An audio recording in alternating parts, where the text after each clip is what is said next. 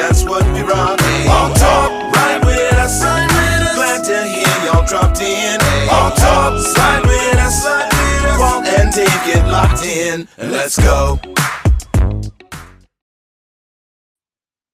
Hey guys, what's going on? It's Dave DeRocher, and this is Hawk Talk. So we all know there's a lot going on, and we're going to talk about the good, the bad, and the ugly tonight. And Walter should be coming in pretty soon. It's raining down here in Southern California. Hey, unlike up in Seattle, we don't do stuff in the rain. So, so he should be coming right in. Hey, did you guys have a game tonight? No, not tonight. We just later practice. Just kind of got away from us a little bit. All right. But, did you still practice in the rain? Oh yeah, we did. Oh yeah, we had to. Wow. Oh. Hey, so for me, I was kind of on the fence on practicing on the rain because I just didn't know the protocol for it. Yeah. But the one assistant coach is James Washington's daughter. So she played at UCLA. Yeah, she played at UCLA, won the national championship with them. And so I was like, hey, Coach K, so what would you guys do in the rain? She was like, hey, we'd be out there, we practicing lightning. No. She's like, as long as it's 30 minutes, or thunder. I guess more is thunder though. Yeah, thunder. But if it's 30 minutes, 20 minutes apart, then it's fine, you know? So it was like, hey, we're practicing, we're out here. Wait, don't you guys use aluminum bats, don't you? They do, yeah. Yeah. Now, wait, does aluminum conduct? It's metal. I don't know. It's metal, yeah. It'll still conduct for sure. I know you would know. I know you're smart enough to know if it's going to conduct electric. Yeah, I don't know. That's hardcore. I know. Yeah. I know. So it actually worked out because it was like started practice wasn't rain, and then it started to drizzle and rain a little bit, but like they got through their motions, and then it stopped. So it was like, you know, we could have called it in and wasted a day of practice, and it didn't rain again. So it worked out. And how the girls do through it? I mean, they were good. Did no complaints? Oh, they were ready to cancel. They were ready for practice to be canceled. Oh, it's supposed to rain. Hey, 2:00 is saying it's supposed to rain. Yeah. Hey, coach, you see the weather? Yeah, I've shared with you. I know this on a number of occasions. You know, being at San Diego State, you know, the 3 times it rained down there during practice in my 5 years. You know, they just, all right, take it in, guys. Yeah. I mean, it is what it is. I mean, because baseball had a couple of games going, so like, you know, they're pulling a tarp, but they're still out there about to play the game though. So it's like, all right. It wasn't raining hard. It was light drizzle. I mean, we got to go out there and get practice. We let rain dictate too much of how we're out there playing right now. So yeah, toughen them up. Good job, coach. Yeah, you know. Wait, what about Tiff? Oh, she was for it. You know, she was for it though. But Yeah. again, I'm glad I had Kinsley there to be, like, kind of be that buffer of like, hey, she said it's good. So this is what we do. I'm not the football guy no more. You know, you're a football guy. Like, oh, we can't practice right now. She says we're out here all day. So give it up with her. Perfect. That's perfect. All right. So hey, man, a lot going on. Oh, I know. A lot going on. And you know, Walt, you and I would have some like opinions, you know. I mean, so for me, I never dealt with free agency. Mm-hmm. I wasn't around long enough to deal with it anyways. But secondly, it didn't start till 93. Yeah. You know, so I do recall when I was playing in Montreal with the World League, and that was owned by the NFL owners. In 93, when they launched free agency, they canceled the World League because they had no idea what it was going to cost them.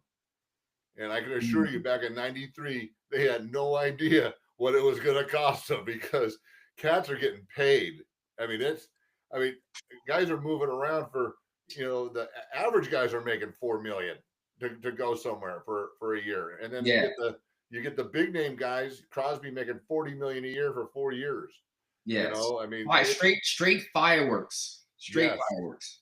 Well, like I was about to allude to, you know, you and I, we can have a pretty lively conversation about it. But I figured I'd bring in our local expert, the guy that has all the numbers, does this. I had to pull him away because his dad said he's been streaming 8 straight hours a day for 2 days. And he's got 3 more days. He does it during free agency. Brendan Spackhawk, our dude, is coming in, and he's gonna enlighten us. We're gonna go, and whenever you're ready, Pete, if you could bring him in. Brendan, how you doing, brother? I'm doing good, man. Thanks for having me on. Of course. Like, Are you on 5 Hour long Energy or coffee or anything? Or are you just going? I'm doing coffee, which I usually don't do, so it still works really well. Like if I drank it every morning, it probably wouldn't. But I only have 1 cup. oh. there you go. This is 30 ounces, but it's 1 cup. In addition. Hey, so I told Brandon that we're gonna start with Draymond Jones, and we're gonna end with Josh Jones that just signed. I think it was today. Late last night, actually, but yes. Yeah, let's just break it down, and and I'll launch it with I think the 4 toss ups were pretty easy. That was just kind of some dead weight, some players there maybe weren't playing up to their what we had hoped that they would play up to. The 4 defense, what was it? Rayshawn Jenkins, Ray Robertson, Draymond, and Font. What are your thoughts? Let's start with those. What do you think? What do you think, Brendan, on this? Yeah, there's really not much to say. It's just business stuff. George Fant, his body seems like it's breaking down. He played like 20 snaps last year and got hurt twice. That's probably a sign that this football, the whole football thing might be just taking it out of you a little too much. You can't do it anymore. Yeah. Rayshawn had his job taken by Kobe Bryant midway through the season after I think he broke his hand or something. Never really got back from that broken hand either. It's he couldn't tackle very well because I think his hand was busted. And then you got Draymond. He was making a lot of money, just couldn't make it make sense. He just didn't really fit with whatever it is that we're trying to do. We tried to play him at edge. We tried to play him on the defensive line. Couldn't quite find his home. And then Roy Robertson Harris, that was always going to be a cut when we traded for him. When we traded for him, part of the benefit of trading for a player is they have no bonus money left because all the bonus money comes from the old team. It's gone. Yeah. Yeah. So all that's left is the base salary, which can be wiped away completely with a release. So it was pretty simple. Yeah, they were clearing as much cap space as possible. I mean, even with the trades, for letting DK and Gino go, within that capacity. Yeah, we're gonna get there. We're getting there. I know. We're building up. Well, yeah, it's fireworks, Yeah. fireworks. This free agency, though. Yeah, But because those initial 4, it was like boom, 25.5 mil in cap space that they cleared. That was okay. So all right, now what's coming? So I mean, for you, like the untrained eye within that situation is like, oh, why are we letting these players go that have contributed? They still kind of fit. I mean, we get kind of, as fans, we can be really tied to our team, right? And tied to the players that are representing us. But then when you on the business side, it's like, well, hey, here's 3 million, here's 5 million, here's 10 million. You start shaving these different pieces off because there's a bigger play that's looking to present itself. And then obviously, players looking for a different destination. They think the grass is greener on the other side. Maybe better opportunity or more balls, the DK type of situation, maybe perhaps. And, more money comes off the table. And now the defense really hasn't been touched that much, though, through this whole process, though. Yeah. I mean, so you really have a sound defense, and obviously the offense is getting a revamp. And so it's going to be a totally new offense out there coming into the season, and we still haven't hit the draft yet. Yeah. So, okay. So we had those 4, and those, like I said, those were layups. I don't think there are any surprises there. But then the big news, Tyler Lockett, we let Tyler go. And I think, Walt, what you and I should do is kind of give our little idea, because Brendan's going to nail it and give us all the ins and outs of it. But on the outward appearance of Lockett, for me, was just based like just last year. His production was tailing off. Smith and Jigma, obviously the dude, and rightfully so. But Tyler carried a big contract in like a 10th or 11th year as a receiver. Obviously a fan favorite. 12s love him. Seattle loves him. I loved him. I mean, he did nothing but ball for the whole time there. But if you really look at it, like Walt, you're alluding to, you really look at it, it made sense, kind of, it's like, okay, if there's some room and we want to start making some moves, that one kind of made a little bit of sense. What'd you think, Walt, when you first saw Tyler let go? It's obviously it's a straight shock, right? It's like, wow, oh, Tyler Lockett, he's been such a staple for us, for a very long time. Yeah. And the obviously they restructured the contract there, and he still had some guaranteed money on the contract. So when you look at it, the production wasn't there. He wasn't really involved in the passing game like he has been in years prior.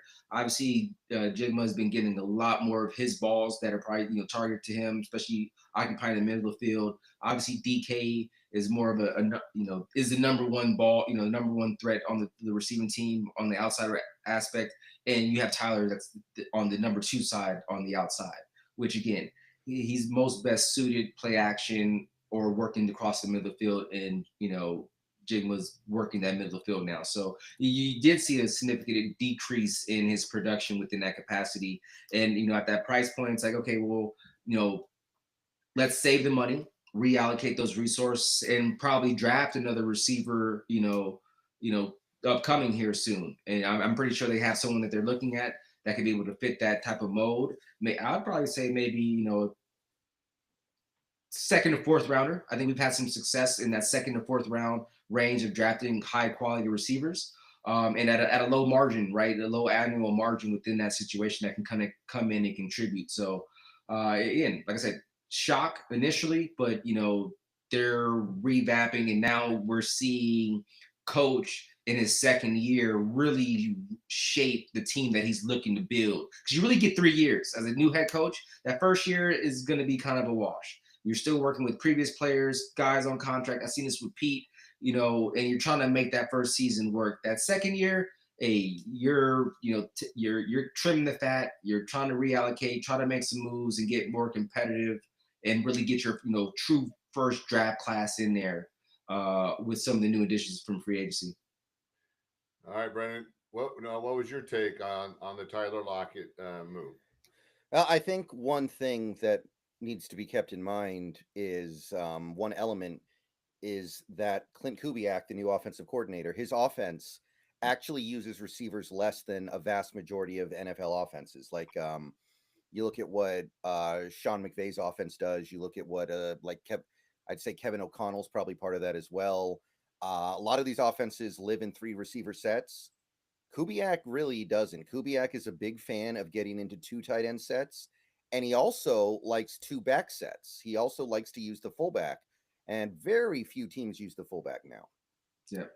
So there's less opportunity for a receiver to stand out in Kubiak's offense. So at the time, we still had DK Metcalf. It kind of made sense anyway that you weren't going to be allocating this much to receivers when the position is deprioritized in the Kubiak offense. That's another piece of this here. Yep. And I knew you'd have some great perspective, because you're right. That is not something I thought about. It's something that I had been hearing and watched, but the 2 tight end set, the old Pete Carroll style of fullback, running back, type set. You're right, 100% right. True It pro doesn't style. make sense to carry 3 top receivers if you're not going to utilize them. Yeah. So then, all right. So once again, that one, I don't think overall, if you look at it on all facets, it's not a huge surprise. It made sense. And then it was Geno. But once again, and Walter, why don't you start us off? What your thoughts are? Well, wasn't it DK first and then Geno? No. Was it? Well, DK requested the trade. He requested it it. wasn't completed. Yeah. And then there was that chess, the jockeying, right? Yeah, so, right. But it was actually the next shoe to fall was Geno. What do you think about that, Walt? Yeah, I think, like I said, I think the initial was right. DK looking for the trade. So Geno's like, if he's looking to be traded, who am I throwing to outside of Jackson, right? And you already got right at Tyler.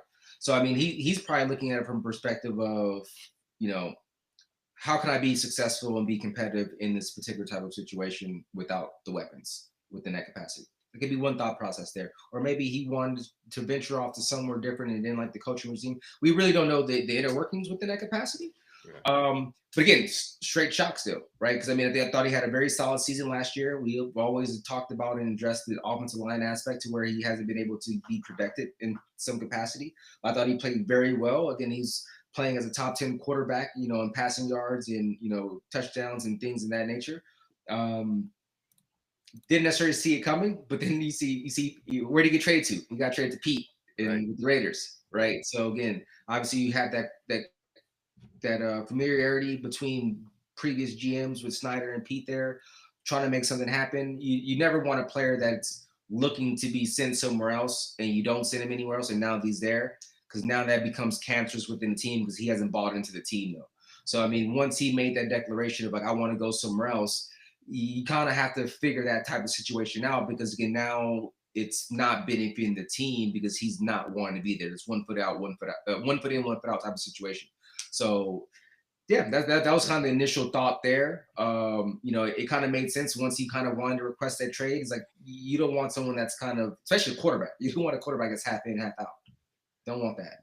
So I'll tell you, my spin on it was, we sit and rehash these games now for 2 years, and gosh darn it, if everybody wanted to see Geno do well, especially after the year he had, kind of almost comeback player of the year and all that stuff. He was fantastic and got a little bit of money and got paid.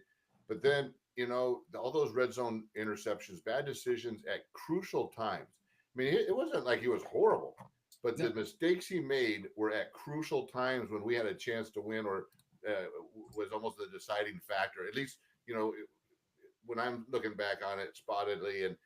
And so when I heard that, I'm thinking, well, here we go. That was the one, like, okay, here we go. Mike's taking over. To Brendan's point, he's stepping up. To your point too. Well, he's making his moves now. And I was curious where it was going to go, but I wasn't completely upset about it. I think that, as fans, when we're watching the game, I don't know how many games we watch, and everyone goes, Geno, that's not what you want out of your quarterback, at least once a game or twice a game. Oh, Geno. But that's a very layman approach to it. But Brendan, give us the inside scoop on what you think on that. The issue is, we know what order things happened in terms of the stuff that is told publicly, but we don't know the exact order of things that happened privately.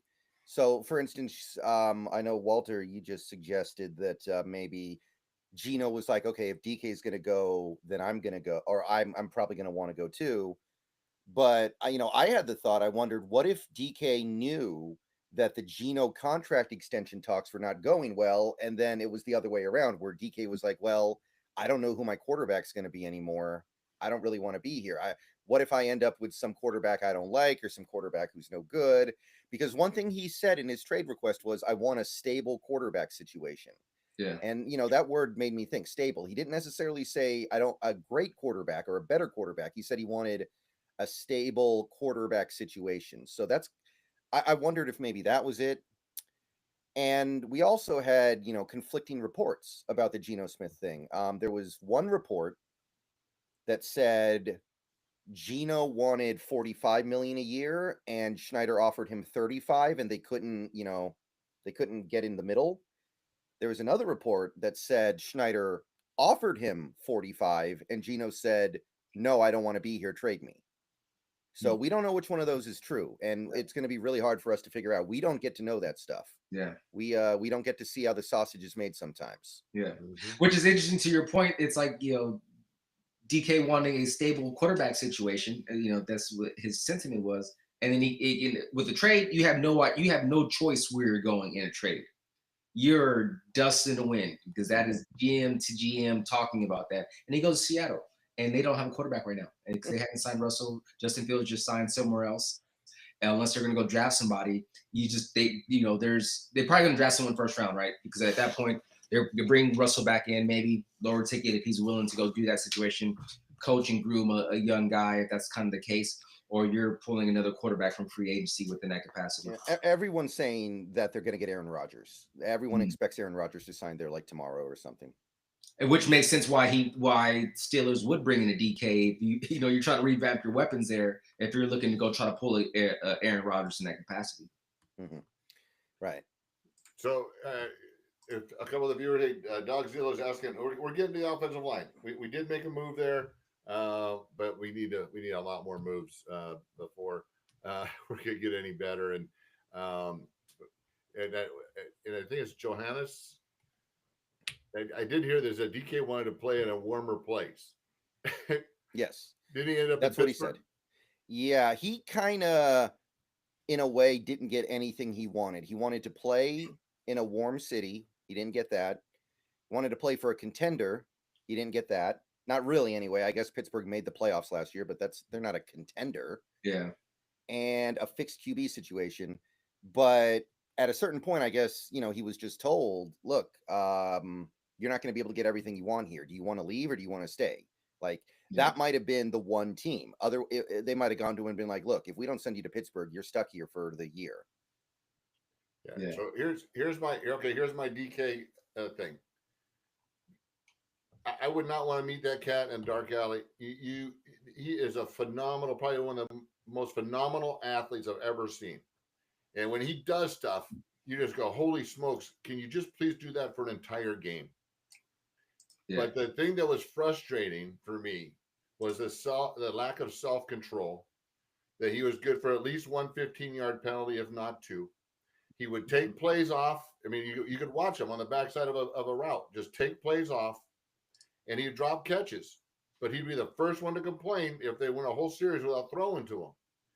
And I just don't see that as getting better.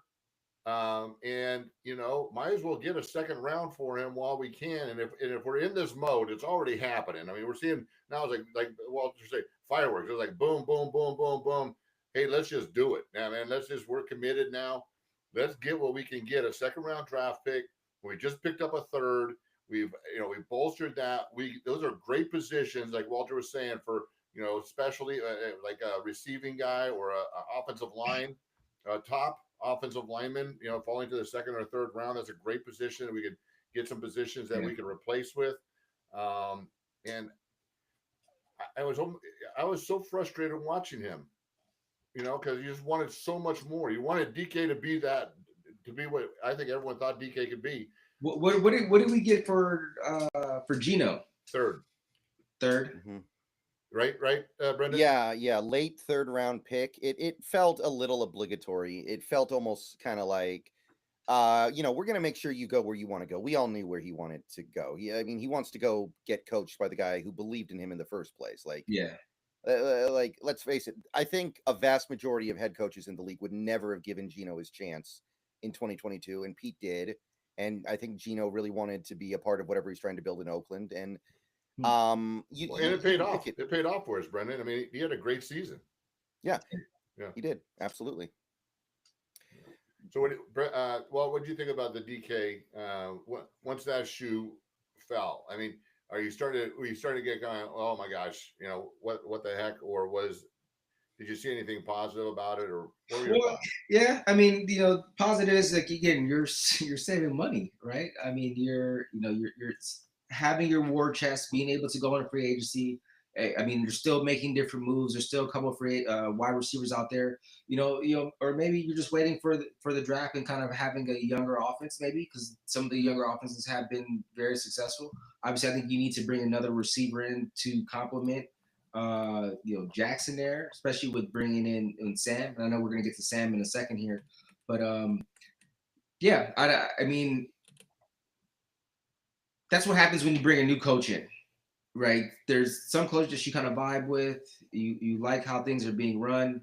Can't speak for what the organization's like, not in there. But obviously there was something to where he wanted to go to a different situation, like Brendan said, a more stable quarterback aspect, because Geno was pretty much playing for his time there this past season, and I think if they didn't get to the potentially to the playoffs, hey. Short change them, and now you're bringing in someone else through free agency or drafting a guy. So I can get it from DK's perspective there. But again, you don't, if you're trying to build a culture of a team, you can't have players that don't want to be there. You just can't. And I know it's kind of tough because people have grown to love DK, grown to love Geno within this capacity in this situation. But now we're kind of seeing the business aspect, especially with the new turnover, new regime, of now they're trying to bring their guys in, and the guys that are currently there, may not like how things are kind of going, and they want to seek a different opportunity just for the nature of the business. And I think Brendan probably hit on the head. I think, yeah, Gino was, almost out the league, kind of a Teddy Bridgewater type of situation. Then Pete came in, and like you said, believed in him and gave him an opportunity and shot and chance, and wasn't feeling that same type of tender love and care, probably with the coaching staff there, and was hey, I'm gonna go to Vegas and help rebuild there. And again, and then Chip Kelly's there too, offensive coordinator. So I mean, that's going to be a interesting type of dynamic too for him, maybe to be kind of successful too. So yeah, that's going to be kind of interesting to see what they do. Obviously, different division, but it'd be interesting to see kind of how that kind of all plays out too. Hey, was DK ever with Russell, or did they miss each other? No, they crossed over 3 years. No, DK had his best season with Russell in 2020. Okay, so because you're talking about he wanted a stable quarterback situation, and I don't know that the Pittsburgh quarterback situation is all that stable. Russell, had some flashes of brilliance, but struggled a little bit, and there was that transition during the season, and now the whispers are Aaron Rodgers it's the top spot for him to end up. Yeah, they really don't want to bring Russell back. I remember there was like this report released a few weeks ago about how Arthur Smith, who is the Pittsburgh offensive coordinator, and Russell Wilson hated each other and they disagreed on everything. And Russell Wilson wanted to do things his way, and Arthur Smith wanted to do things his way. And when you look at that, you're like, okay, somebody's pulling the parachute cord, the rip cord got pulled, and this is like being released to try to make each side look bad. I don't think you can go back from that. I don't know if you can go back after something like that. Yeah. So now you got DK, who a little bit of a head thing going on with Pickens. I don't know about that receiver room, but you've used the word fireworks a couple of times, Walt. Yeah. That receiving room with Pickens and DK, if things are going a little bit sideways, that could get ugly quick. Yeah, and don't forget Aaron Rodgers. Aaron Rodgers is a guy who does not suffer fools, or what he perceives to be a fool. Yeah, that streak might be over for old coach if it starts getting a little sideways. Yeah, but the other consideration is Pickens, I think, has proven to be such a wild card. Yeah. That I don't think Pittsburgh is actually going to keep him long term. I think that's a guy they're like, we can't give this guy a ton of money. So they decided to give it to DK instead, and DK has his own problems, but I don't think it's on the same level as Pickens. Pickens Pickens is AB is almost going AB route. Mm-hmm. He's going off the charts. So yeah, I mean, so this would be Pickens' third year under contract? There's fourth year. Let me take a look here. George Pickens. I actually don't know off the top of my head. Yeah, he's entering his fourth season. So it's the last year of his rookie deal. So they could extend him now, but I think they will not because of how unstable he is. Yeah. I mean, he's done some really crazy things. So, all right. And usually the extension is usually more cost financially benefit than them going to free agency or a franchise tagging them or something like that. Though. So if they are looking to have that kind of dual threat receiver room or not, maybe they go draft somebody, let him go after this season because you do have DK and sign him for the extension there too. So yeah, I mean, it's interesting. All right. So in the chat has been, what about the offensive line? What about the offensive line? And rightfully so. That has been the weakest spot of our team for, I don't know, Brendan, you could probably tell us how many years it's been. It's been year over year for quite a while. Josh Jones signing. All I know, I don't know much about him, but I saw the picture. 6'6", 345, and he's jacked. I don't know. The guy is a big human. That's a big human, yeah. That's a big human. I don't know much about him. Maybe is it a positive step towards fixing our biggest problem, Brandon? I really wouldn't think about it in those terms. He is a swing tackle. He is what they call in the NFL a swing tackle. He can play on the left side or the right side, but he is a backup tackle. He's mostly played tackle in his career. I don't think he's taking Cross's job. I don't think he's taking Lucas's job.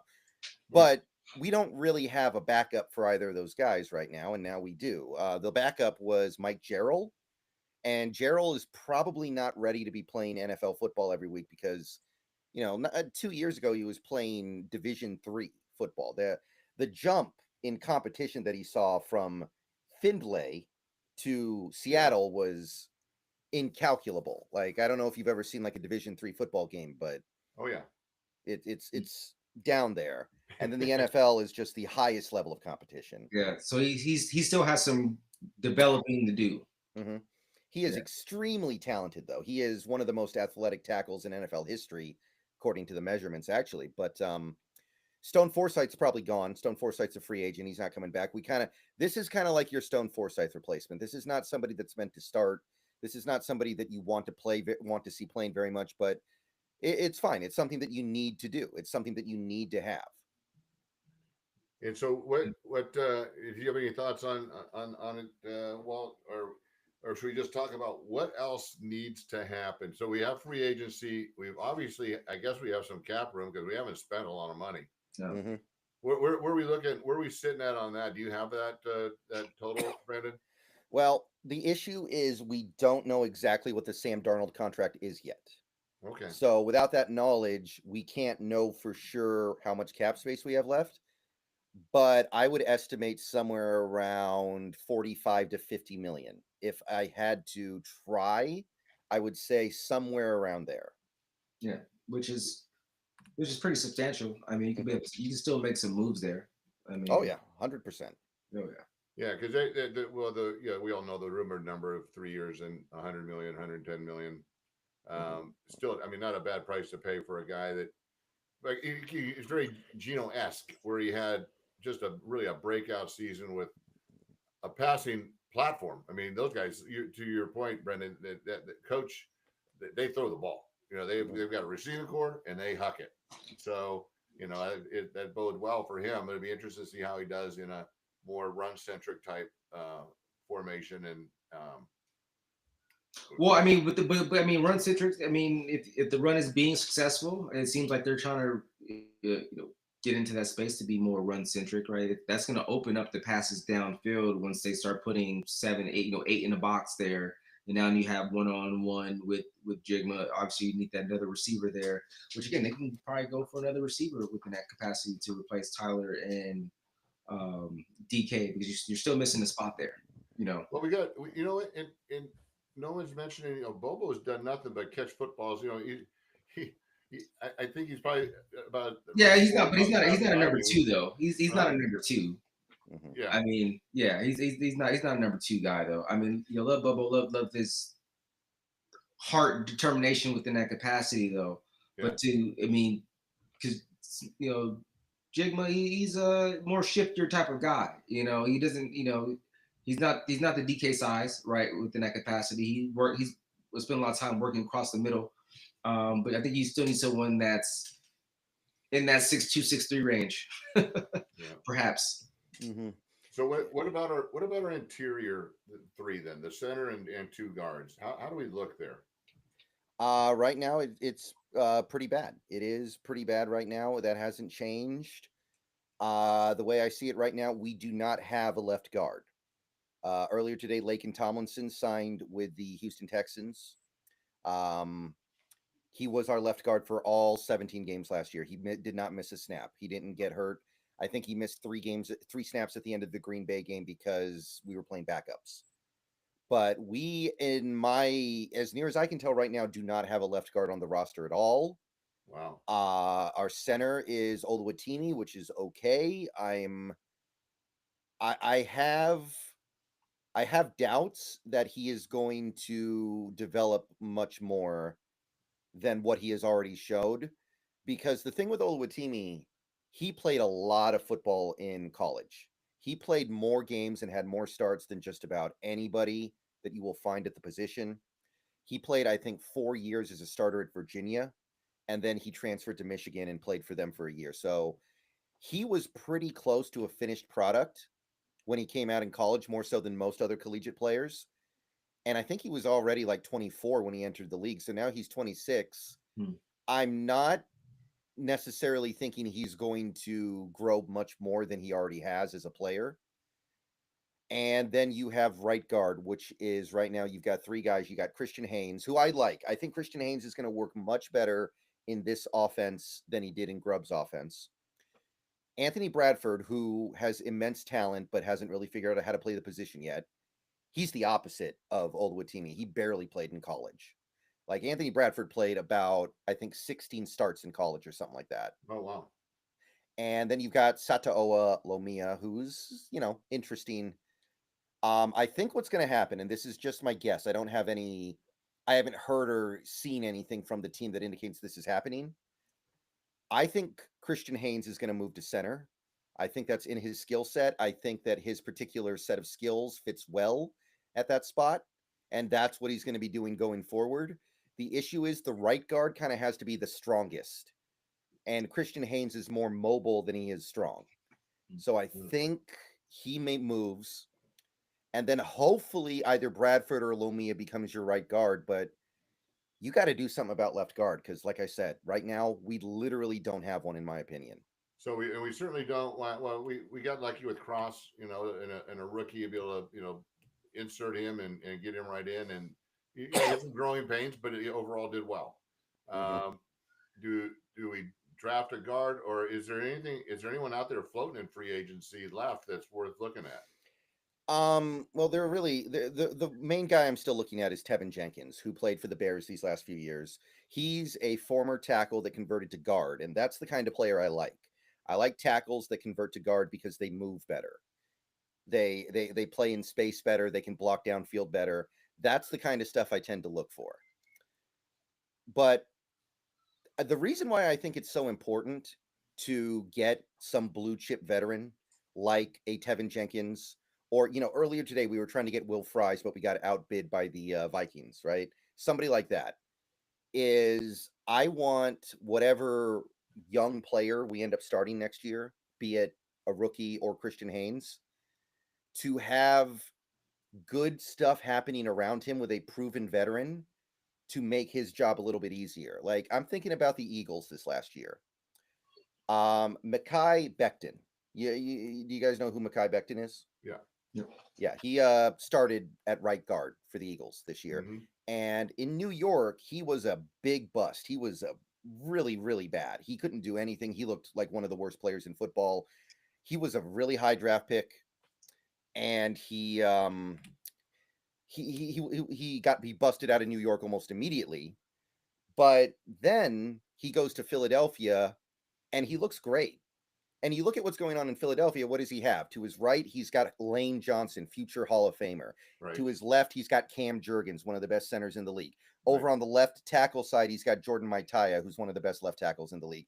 So the stuff going on around him is so good. It was so much easier for him to look good. So I want something that's proven to be very good in this league. I don't want somebody who we just don't know about. I want a veteran so that whatever young players we end up playing can look at that guy and go, I know that guy's going to do the right thing every play because he's been doing it for years in the NFL already.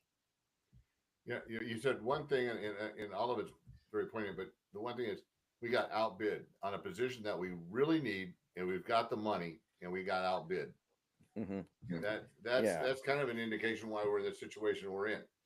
But also they probably look at the situation. Cause I don't know how long ago from that being outbid from before Sam got released. Because that could also be a space to where the Vikings played at a higher level than we did last season. They look like more of a contender than we do within that capacity. So yeah, I wonder if that was kind of that enticement outside the bid of like, hey, this team is more of a contender than what the Seahawks are outside of the money type of situation too. Oh, true.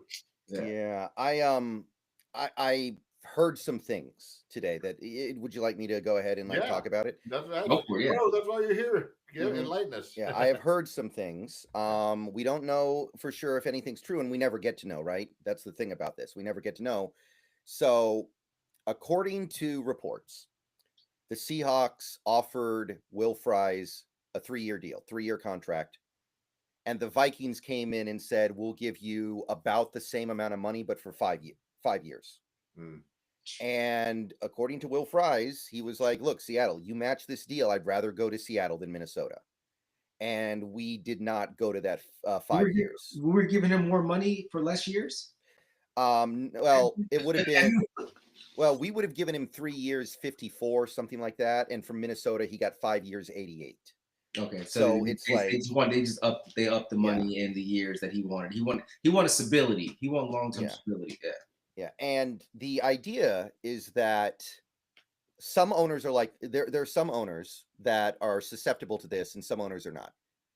When you sign a monster long-term contract with a player, as an owner, there is a big signing bonus that you're obligated to give the player. And what you do is you take that signing bonus and you put it into something called escrow. I don't know the exact details about it, but the idea is that when you sign that big contract, that long-term deal, you have to put a bunch of money into escrow. And some owners don't want to do that because it's a lot of cash they just immediately have to part with. It's not like, oh, it'll gradually come out over the next few years. No, there's a big signing bonus that you just lose. And some owners are very sensitive to that. Like I know some years ago when the Raiders were still in Oakland and Mark Davis was one of the most cash poor owners in the league. He really didn't want to do anything long term because he had no money. He was actually almost broke there for a while, it looked like. And then the team moved to Vegas and now everything's okay. But there was a time there where it was like, yeah, he just doesn't have the cash. Well, I think I'd be a little. There's a couple positions out there, offensive line being one of them, and running back being another. Signing long-term deals. 5 years is a long time to be committed to a high injury position. It just I can see that. I mean, that's a tough one. That's you have an issue, you need to fix it, but you also got to be prudent, and you don't want to screw yourselves for 5 years on something and be upside down on it. That makes a lot of sense. So all right. So that's the moves to date. Things will start to settle down just because there's only so many free agents available. But what other things do you see the Hawks doing, or even even other teams in our division? We haven't even talked about Sammy yet. Oh, we haven't even talked about Sammy yet. Well, you know what, I you know me, I get easily distracted. Well, I was trying to multitask and read our comments over here. I saw offensive line. I saw Jones. I was like, I went right to Jones.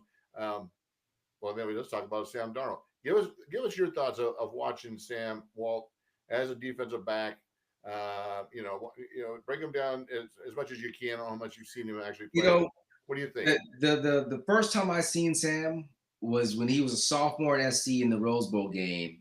And I seen him out there throwing a bunch of dimes. Yeah. And at that point, I was like, oh, he's going to be a player. And then obviously he got in his first round draft pick. Didn't work out for him in New York. Went to Carolina. Again, a young player. And so it's easy. There's a lot of pressure on some of these young quarterbacks because they're asked to come in and start right away. A lot of guys have that opportunity to be able to learn from a veteran player, really learn the in and outs. And I think sometimes they get the shorter end of the stick, and they're so young to where he went to 2 teams more, and then went to Minnesota, and then kind of flourished and got comfortable in who he is. I think it's kind of similar with Geno. Geno was kind of the similar type of situation, though, right? People were ready to run him off because he didn't have the instant success. He's trying to learn, he's trying to grow, and then now he becomes that player. And I think that's what happened with Sam in Minnesota this past season, of him just being comfortable, understanding what the offensive coordinator is looking for, how to really run an offense, what to look for from a defensive standpoint, and really just trusting himself. Because again, at this point, he's still like, mid-30s or mid-20s back in the 20s. He's 27. He's going to 27 years. I mean, again, he's still young. He's still in his prime there. Yeah. So now he's very confident in that situation. So I do like the move, especially replacing the Geno type of aspect that kind of has proven to resurface and rebalance himself within a capacity. Obviously, they were expected to go deeper into the playoffs, but I mean, at that point, there's more variables than just the quarterback kind of running that gun. And NFC North was very tough last season, though. So that wasn't, that was a tough situation for him on that end. But I do like him as the quarterback there. I think he has some grit. I think he has some fight. He's a proven passer. I think getting him in this situation to where we might be a little bit more run heavy than what he was expected to in Minnesota, I think it will benefit us though, because again, he's gonna understand how to work the offense. When the run game is again, we still need to get the offensive line because again, you know, that's gonna open up and have receivers running wide open when you have eight in the box and guys are selling off for the runs of play action and guys are on one-on-one coverage going down deep. And I'm gonna take Jackson out there, on a post corner or deep post and stuff like that to be able to make that play, knowing that Sam's gonna be able to get that ball to him in that capacity. So yeah, I mean, I like the move, I like the trade. I mean, you went with a veteran who had a good season last year. Hopefully, he continues to move it forward. I loved him all season, and then he got the last two games of the season, and he really struggled. But they came after him. They came after him, and when you don't have a running game, like if everyone knows you're just going to throw the ball, well, they're going to bring packages on you. Yeah. And it caught up to them, and I think they were too one-dimensional, and that's not always on the quarterback. And then, like you said, look, the Jets have destroyed so many great quarterbacks: Sanchez, him, Favre, Roger. I mean, they're just a horrible team, and so it's tough. That's where you start your career off, and you're just getting creamed all the time with no light at the end of the tunnel. Yeah. And then you go to the Panthers, which was equally as bad. And so he got some running with some talent, and he shows that he has some talent, and we knew that from his collegiate time. It'll be interesting to see, what those last two games were. If that was one of those things that just kind of, they just didn't have a good game plan for it, and how much of it was coaching, how much of it was his play.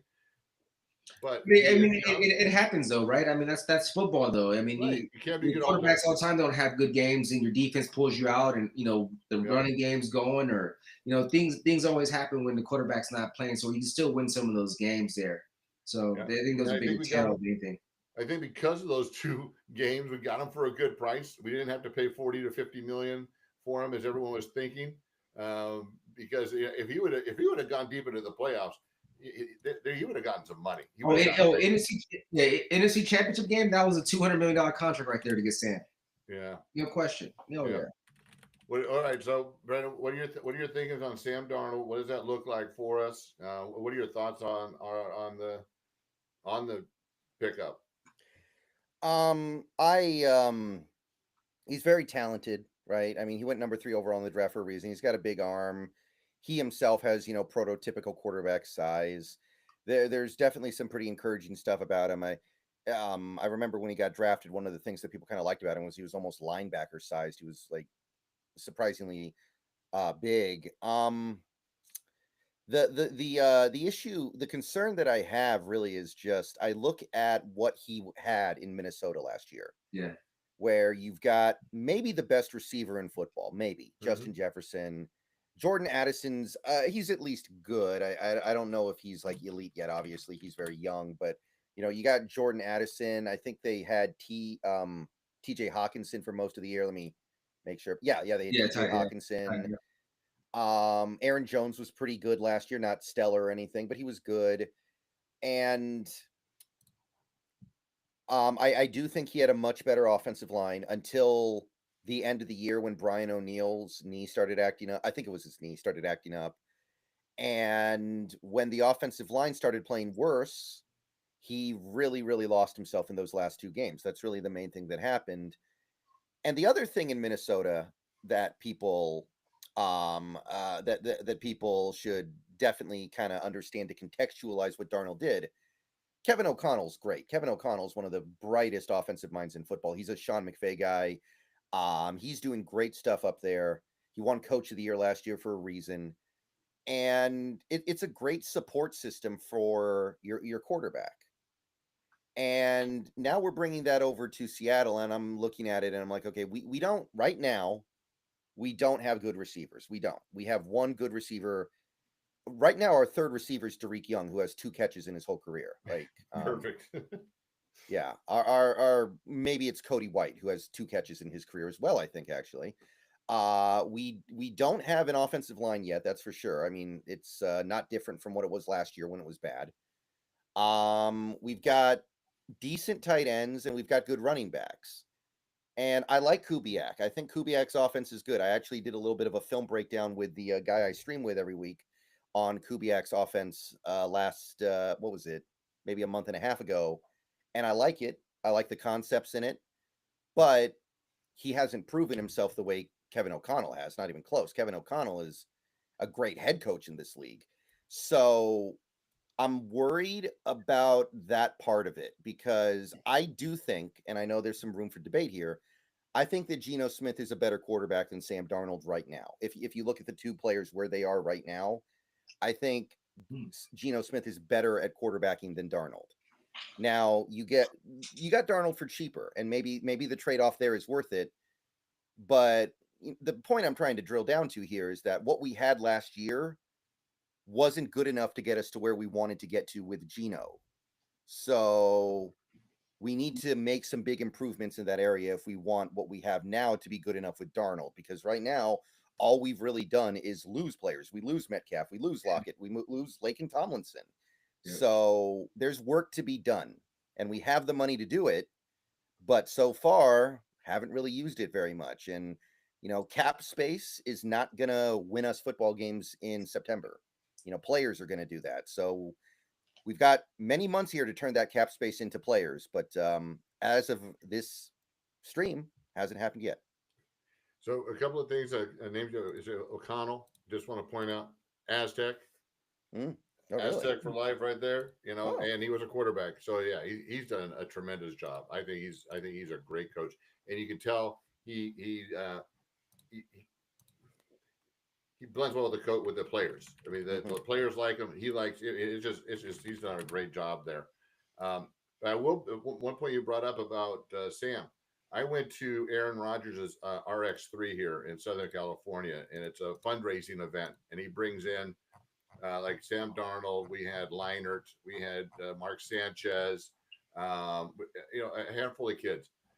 And one thing I was really amazed when I walked up.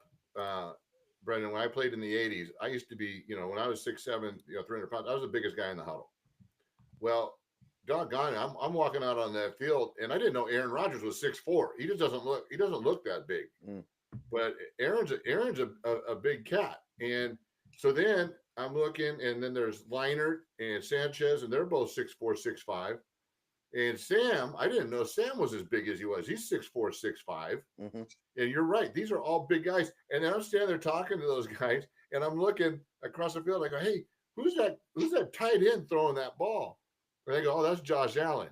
Josh Allen is like 6'6", 250 or two. I mean, he's just huge. It's amazing, these quarterbacks today and their size. And I just want to validate your point that, Sam is a big guy. But one thing I always bring up about that quarterback position is that they need to be the leader in that huddle. You look at some of these guys, you can see they take control of that huddle. I didn't see that a whole lot with Sam. And I don't know if that's because he was new to the program and he was just kind of in there. But even when they were winning, he just, it just didn't seem like he had command and the guys were looking to him. Does that make sense? And I think that'd be one thing to see if he develops that, because he is still younger, only being 27. Yeah. That I think that's something that takes like 10 years or close to develop, because as a quarterback, if you do this long enough, I think that mentally you get to the point where you've seen everything and you know how to deal with everything. Like 2 years ago, I think Dak Prescott kind of got to that point where he had just played so much football.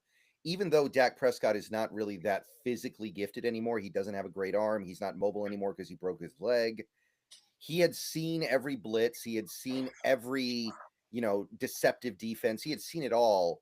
So when he goes out there, there's really not much you can do that's going to take him by surprise. And I think we've seen a lot of quarterbacks get to that point. Guys like Drew Brees get to that point. Tom Brady gets to that point. Tony Romo got to that point. And then it's just how long can their physical abilities hold up. So Darnold's not there yet. Yeah. Well, I see something like what you would call maybe like an it factor with Jaden Daniels. Jaden Daniels in his rookie season, He did nothing but smile, have fun, interact with his teammates, good, bad, or indifferent. No matter what was going on that field, he was in their faces. He was positive. He was in the huddle. He was on the sidelines, and he was being a quarterback. He was being a team leader. How old is he? Like 19 or 20? I don't even know how old he is, but he stepped right in and like I said, had that quarterback it factor of being a team leader. Yeah, he's a very, very unique prospect for sure. Russell Wilson, Walt, I mean, you played with Russell. I mean, that didn't he kind of have that same thing where, he was a positive influence and took control of things? Yeah, he took a long way to grow up too, though. Yeah. He wasn't that guy. 'Cause we had other leaders in the locker room. We had veterans that were there. I mean, I think the thing with people looking at the quarterback position, like you're automatically a captain type of situation, but you still have to earn the respect of the guys, right? So, that's kind of one of those positions to where you're automatically thrusted in that captain role and have that C on your chest there. But I mean, from a locker room standpoint, it still has to be earned. And that's kind of what it was kind of earlier on with Russell within that capacity. Obviously, he was able to earn it and get the respect of some of the players later down the line. But to your point, it's like, he's 27, having that understanding, have that awareness, it goes a long way. Gino's 34. So, I mean, he has, some years on him over Sam within that capacity. To Brendan's point of like, hey, he's a more mature player. He can be more refined because, again, he's seen a little bit more football and has a little bit more experience, right? So that experience is being able to carry some of these older veteran players within that capacity than the physical attributes that you may see with the Josh Allen or the Sam Darnold within the Burrows within that capacity. Because those guys are still young in their own right. Holy smokes, we've gone through an hour and we didn't even talk about the draft coming up. We're going for a receiver. I was just looking at this for free agency though. All right. Top 10 receivers right now in free agency. Average age is 30. So there's it's going to be interesting if we go for a free agency receiver there.